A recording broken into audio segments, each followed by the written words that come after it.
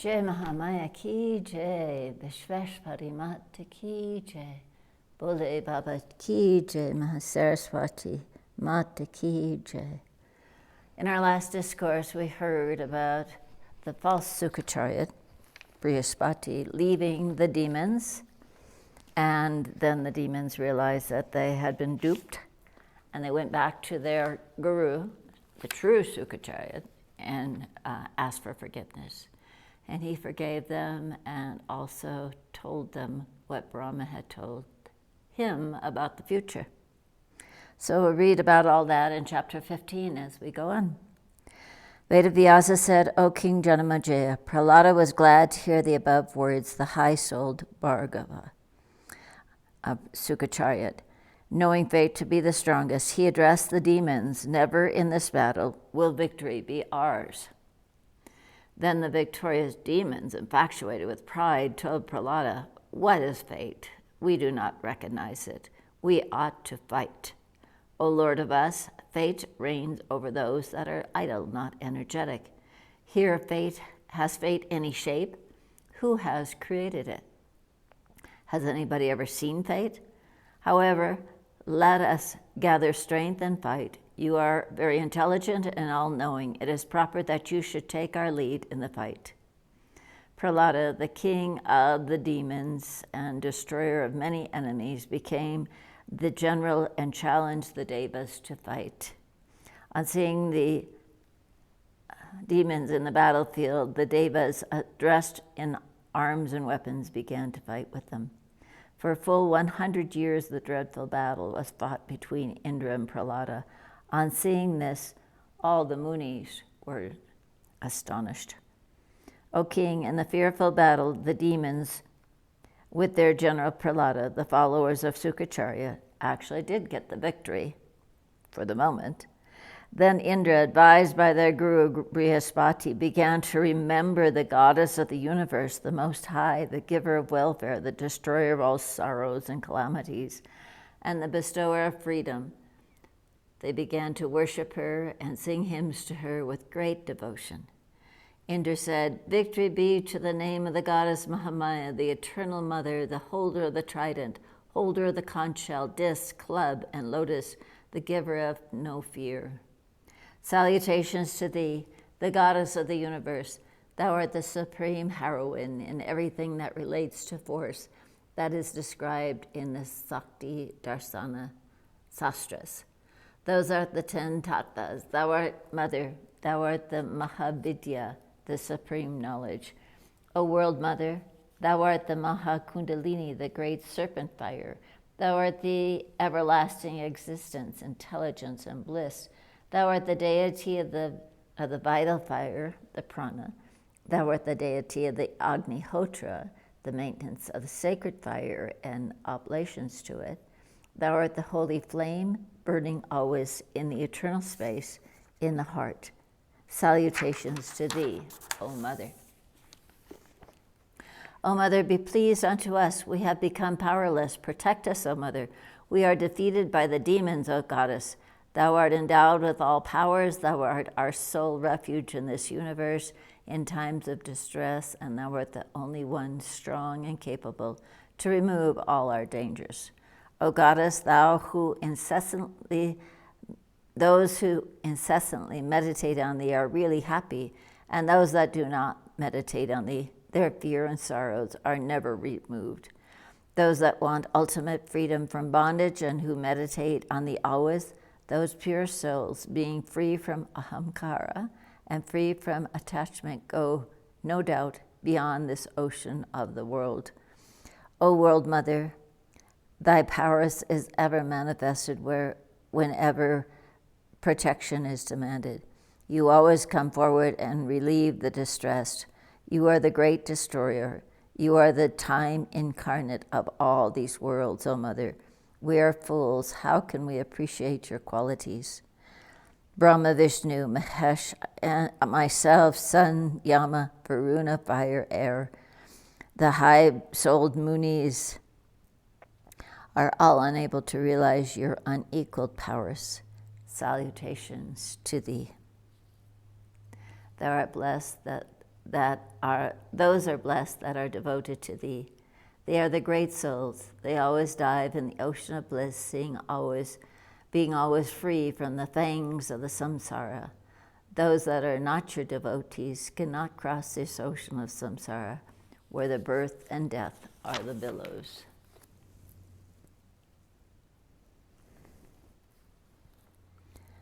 Thus praised by Indra, the goddess of the universe with 4 arms hurriedly appeared there, mounted on a lion. Conch shell, disc, club, and lotuses were held by the beautiful-eyed goddess in her 4 hands, respectively, wearing red apparel and ornamented with divine garlands. The goddess, being pleased, addressed the Devas with sweet words. Cast off your fear, O Devas. I will see presently all about your welfare. Addressing the Devas thus, the Divine Mother, mounted on a lion, went hurriedly to the place where the demons were waiting, infatuated with pride. All the demons, with their general Prahlada, saw the goddess before them and were terrified and began to address each other. What are we to do now? This Chandika Devi has come here to protect the Devas. She destroyed Mahasur and Chandamuna. It was she that killed in days of years Madhukataba with just an evil look.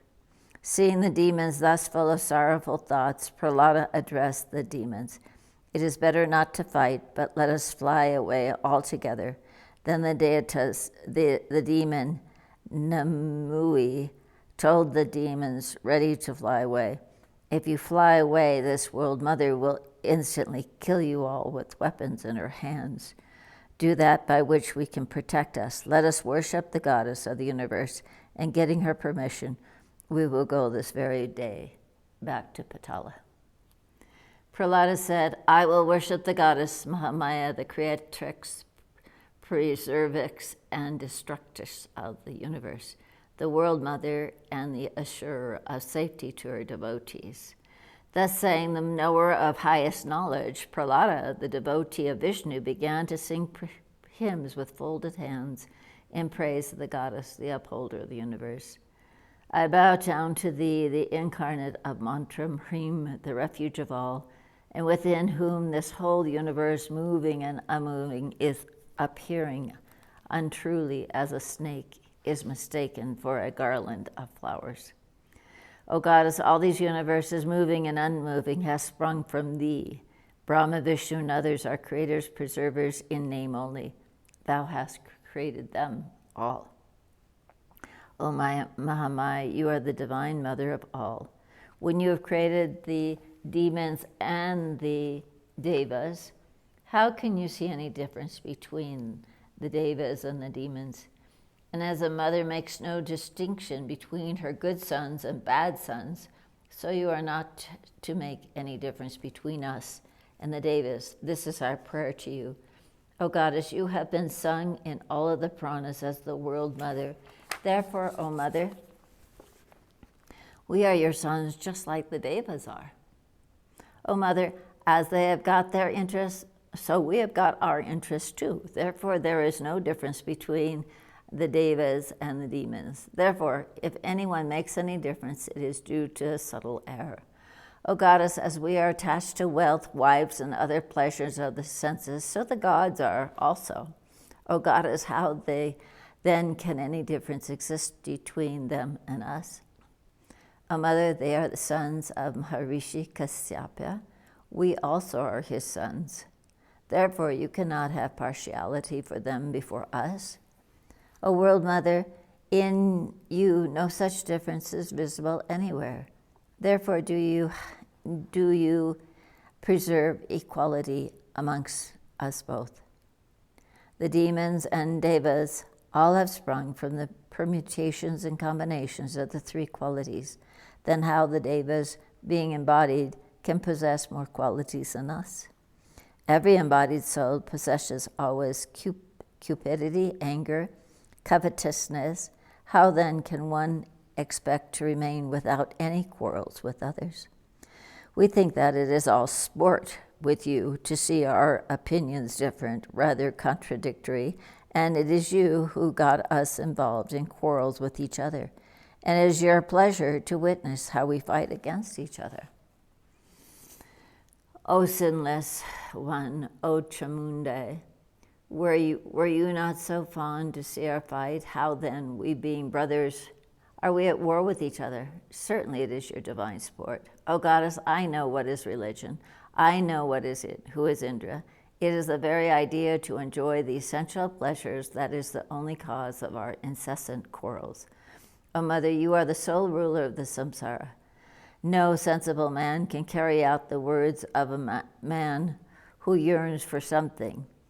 In other words, mother, you are the only one that is desireless, so we can obey your words. O mother, once the Devas and the demons conjointly churned the ocean. At that time, Vishnu, on the plea of disturbing the jewel and the ambrosial nectar, incurred quarrels amongst them. O mother, you have made him the preserver and controller of the universe and the spiritual guide of the world, and it was he who took away the goddess Lakshmi, the beautiful lady amongst the Deva women.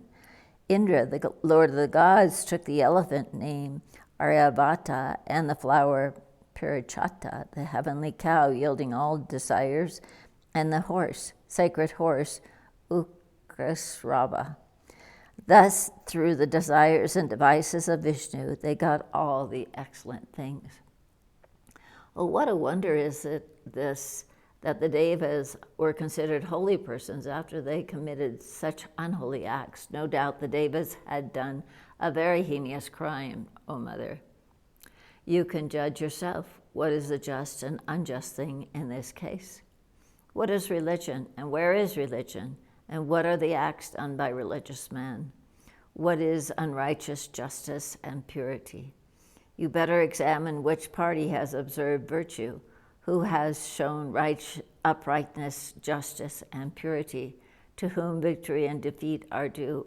You are the only one capable to judge all these things.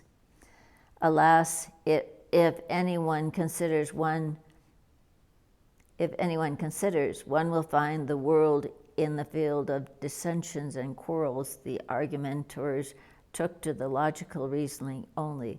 The followers of the Vedas looked to the rules and regulations only.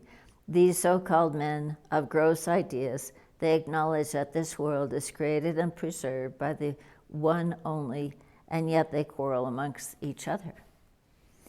If there be one and only one Lord of this wide, infinite samsara, then why would there be differences and quarrels amongst each other? Why is there not seen any agreement on opinions, and why do the sastras differ, and why are there so many differences in the opinion held by the knowers of the Vedas? O goddess, this whole universe, moving and unmoving, is selfish, hence arise so many differences between several opinions.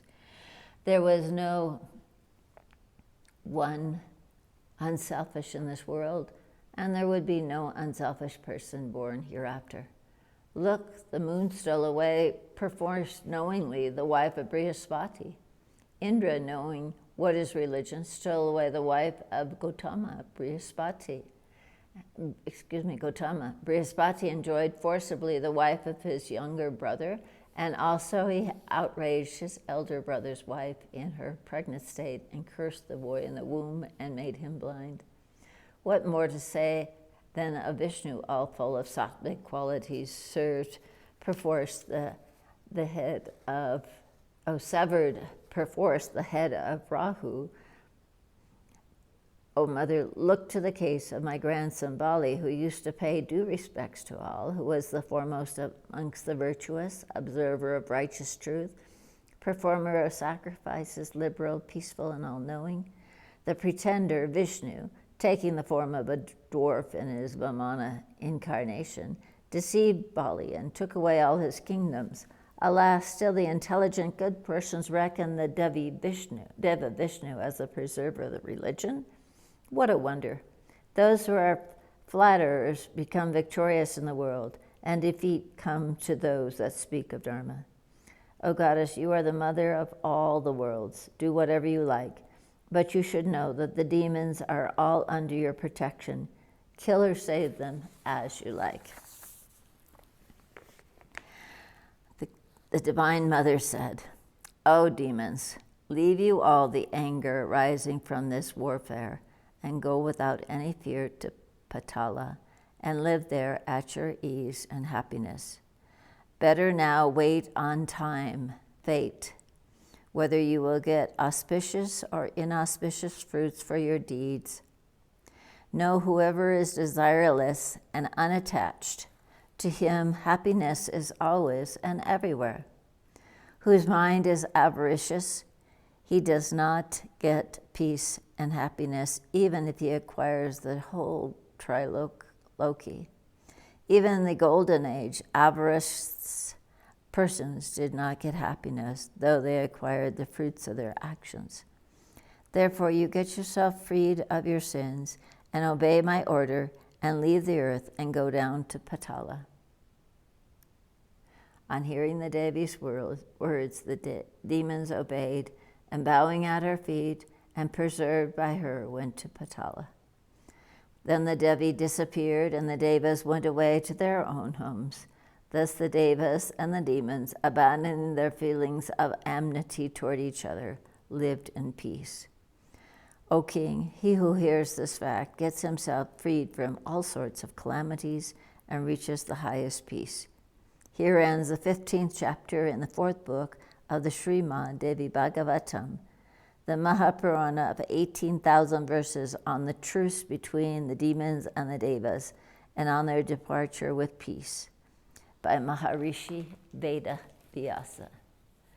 Mahadeva Mata Ki Jai, Vishveshwari Mata Ki Jai, Bole Baba Ki Jai.